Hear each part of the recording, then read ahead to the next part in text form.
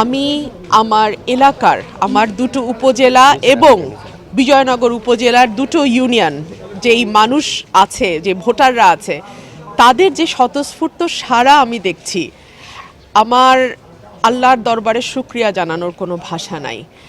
এক একজন মুরব্বী আসেন, ওনাদের চোখে পানি, আম্মা আপনাকে জিততে হবে, আম্মা আমরা আপনাকে জিতায় জবাব দেব। এই যে মানুষের ভালোবাসা, এই ঋণ আমি কি দিয়ে পরিশোধ করব?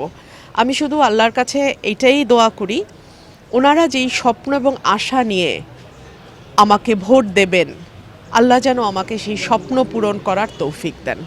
আমাকে কেন, রুমিনকে কি হলো, রুমিনেরটা কি হলো, কেন মনোনয়ন দেয়া হলো না, সেটা উনি হাসপাতালে যাবারও 2-3 দিন আগে উনি এই কথা বলেছিলেন।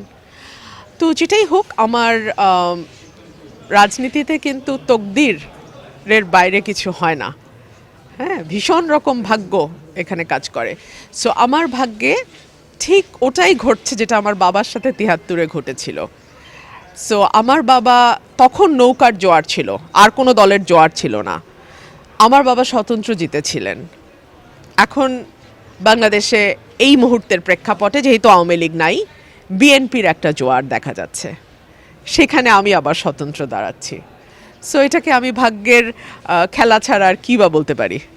আমি বলেছি যদি কোনো বেইনসাফ হয়ে থাকে, যদি কোনো বেইনসাফ হয়ে থাকে, সেই বিচার আমি আমার ভোটারদের হাতে ছেড়ে দিলাম।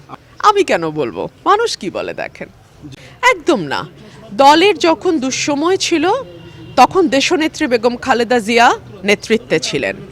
তিনি আমাকে যেই দায়িত্ব দিয়েছেন সেটা অনেক সময়ই দেখা গেছে আমার বয়স এবং আমার রাজনৈতিক অভিজ্ঞতার চেয়ে অনেক বড়। সেই দায়িত্ব আমি অক্ষরে অক্ষরে পালন করার সর্বোচ্চ চেষ্টা করেছি, যেটার একটা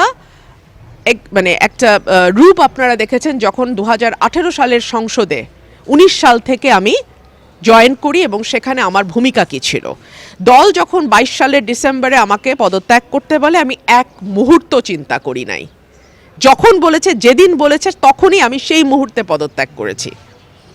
এরপরে দল যদি মনে করে নতুন নেতৃত্ব, তাকে আমি স্বাগত জানাই, যে আমার service is no longer required, that's okay, fine.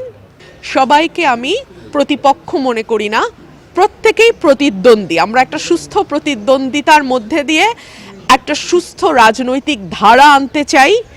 একটা নির্বাচনের আদর্শ পরিবেশ যাতে থাকে, সকল প্রার্থীর প্রতি আমার আকুল আবেদন সেটাই থাকবে। আমরা এক একজন এক এক দলকে রিপ্রেজেন্ট করতে পারি, কেউ স্বতন্ত্র হিসেবে আসতে পারি, কিন্তু প্রত্যেকে যেন নির্বাচনী আচরণবিধি আমরা পালন করি, সেই অনুরোধটা আমার নিজের প্রতিও থাকবে, সকলের প্রতিও থাকবে।